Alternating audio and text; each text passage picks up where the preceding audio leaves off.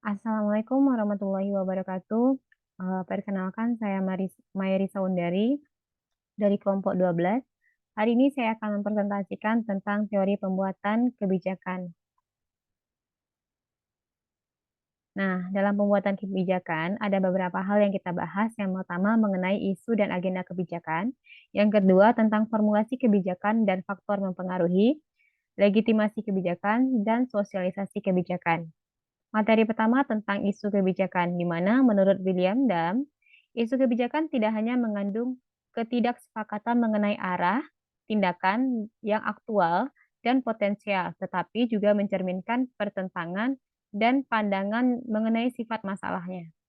Dengan demikian, isu kebijakan merupakan hasil perdebatan tentang definisi, klasifikasi, eksplanasi, dan evaluasi suatu masalah.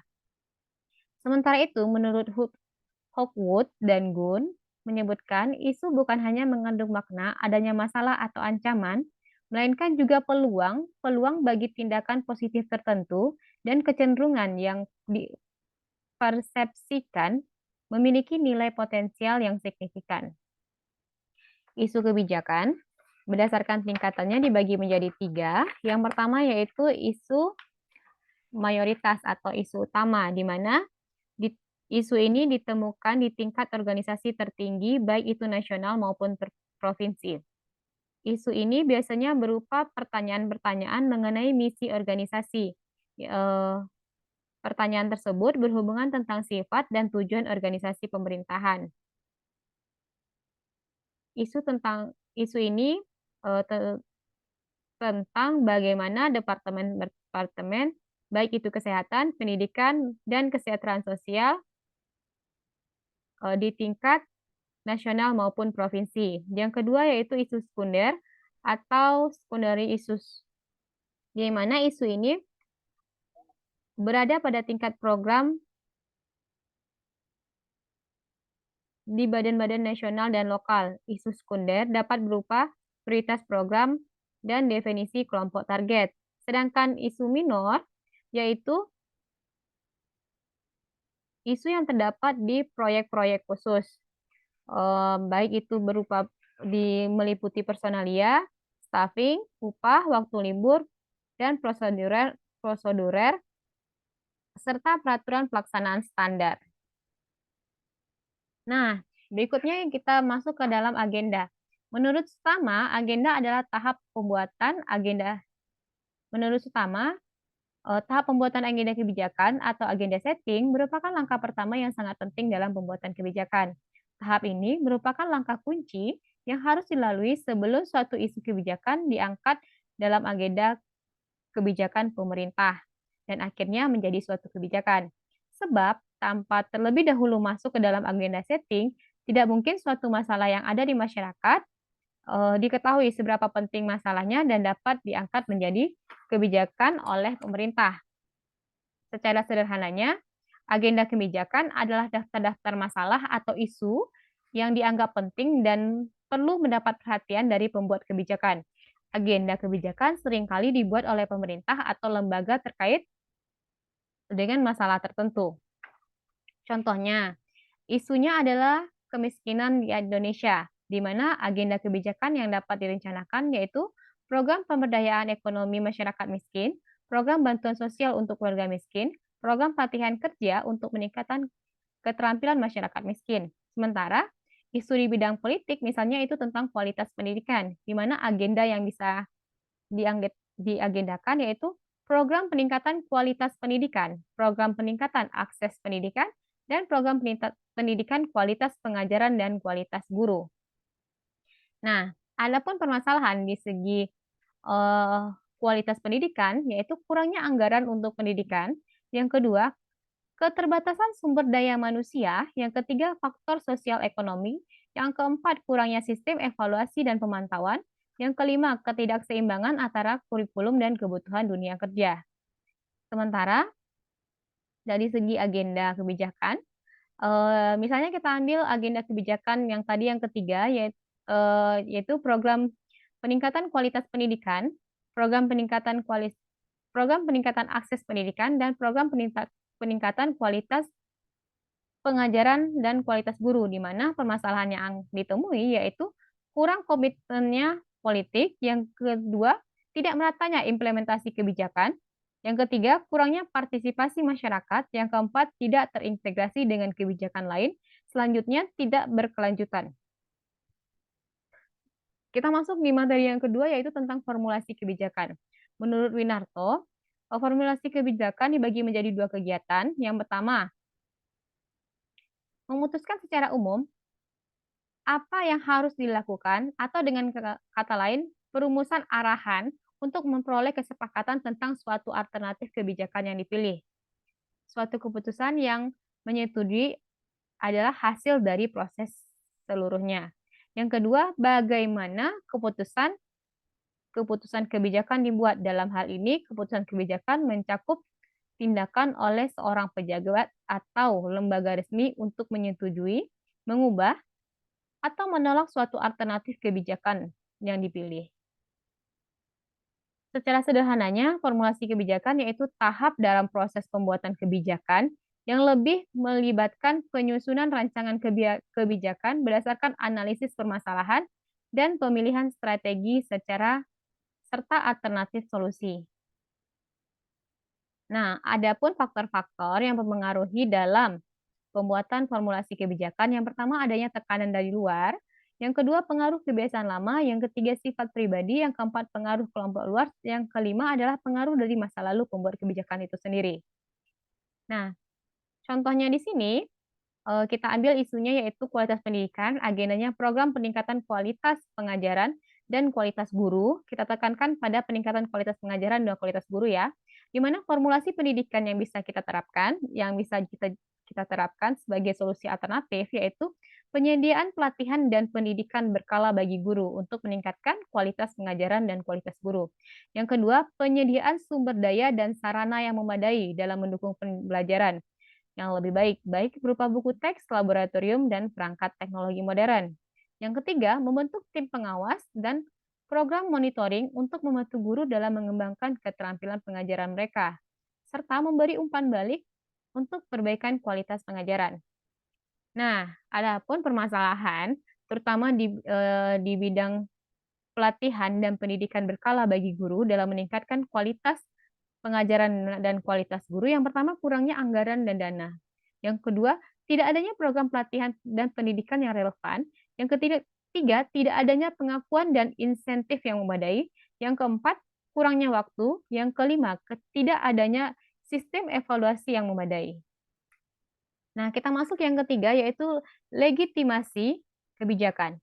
Menurut Imron, legitimasi itu adalah prinsip yang menunjukkan penerimaan keputusan pemimpin pemerintah dan pejabat oleh sebagian besar publik atas dasar bahwa pemerolehan para pemimpin dan pelaksanaan kekuasaan telah sesuai dengan prosedur yang berlaku di masyarakat umum dan nilai-nilai politik atau nilai moral yang berlaku.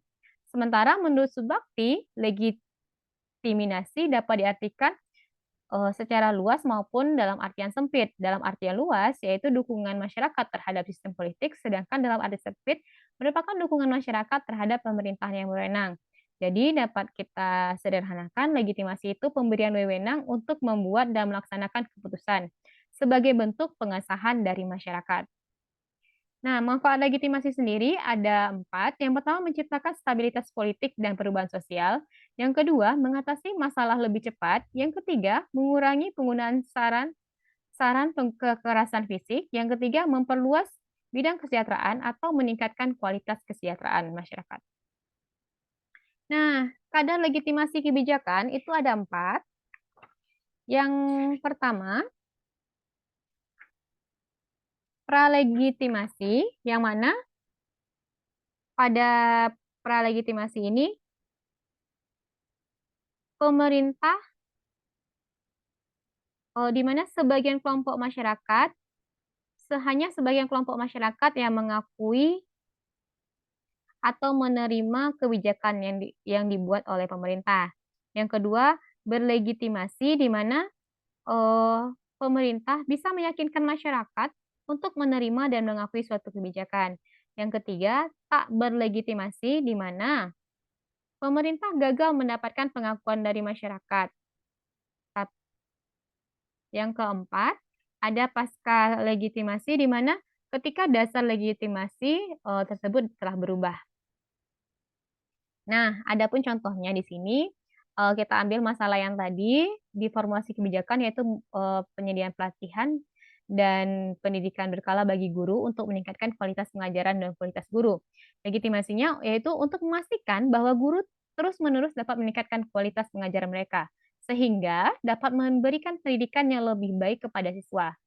Hal ini dapat mencakup program pelatihan, kursus, seminar, atau sumber daya lain yang bertujuan untuk memperkaya keterampilan dan pengetahuan guru dalam bidang pendidikan. Dengan penyediaan pendidikan berkala yang baik, diharapkan dapat meningkatkan kualitas guru dan akhirnya dapat meningkatkan kualitas pendidikan secara utuh. Nah, di mana permasalahan yang terjadi pada legitimasi di bidang yang tadi? Yang pertama, kurangnya anggaran dan sumber daya manusia yang memadai untuk menyediakan pelatihan dan pendidikan berkala bagi guru. Yang kedua, tidak adanya standar yang jelas, serta konsisten dalam pelaksanaan program pelatihan dan pendidikan berkala, sehingga tidak terjamin kualitasnya. Yang ketiga, kurangnya partisipasi dan motivasi daripada guru untuk mengikuti pelatihan dan pendidikan berkala. Yang ketiga, kurangnya penilaian dan pengakuan atas keberhasilan guru dalam mengikuti suatu program, sehingga tidak memberikan insentif bagi para guru untuk terus meningkatkan kualitasnya. Yang keempat, terbatasnya akses dan distribusi pelatihan, terutama bagi guru-guru yang berada di daerah terpencil atau terisolasi. Nah, kita masuk tahap yang keempat, yaitu sosialisasi kebijakan, yaitu upaya penyebarluasan isi atau substansi suatu kebijakan yang telah dibuat dengan maksud untuk memunculkan pengetahuan dan pemahaman dari berbagai pihak yang terkait, termasuk dalam kelompok sasaran, agar mau dan mampu menjalankan perannya dalam menyukseskan tujuan sebagaimana tercantum dalam kebijakan tersebut. Nah, pada saat implementasi sosialisasi kebijakan, ini dibagi menjadi 3 tahap. Yang pertama yaitu tahap persiapan, di mana seorang pemimpin itu menyiapkan draft aturan, regulasi, maupun produk kebijakan. Yang kedua yaitu tahap meniru, di mana pada tahap meniru ini mulai terbentuk kesadaran mengenai kebijakan baru. Masyarakat mulai menyadari tentang apa yang dilakukan oleh seorang pemimpin dan apa yang diharapkan dari kebijakan tersebut. Masyarakat memiliki kemampuan untuk memposisikan diri pada kebijakan yang disahkan serta terdapat kesadaran kolektif dari masyarakat untuk melaksanakan kebijakan tersebut. Yang kedua, tahap tindakan, yaitu kemampuan menempatkan diri pada posisi yang diharapkan dan mengalami peningkatan eh,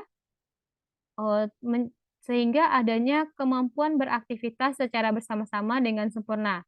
Pada tahap ini, masing-masing orang merasa puas dan saling memberitahu koleganya dan mulai memahami secara bertahap peraturan-peraturan yang berlaku. Berikutnya, contohnya, kan tadi kita sudah mengambil tema itu penyediaan pelatihan dan pendidikan yang berkala bagi guru dalam meningkatkan kualitas pengajaran maupun kualitas guru.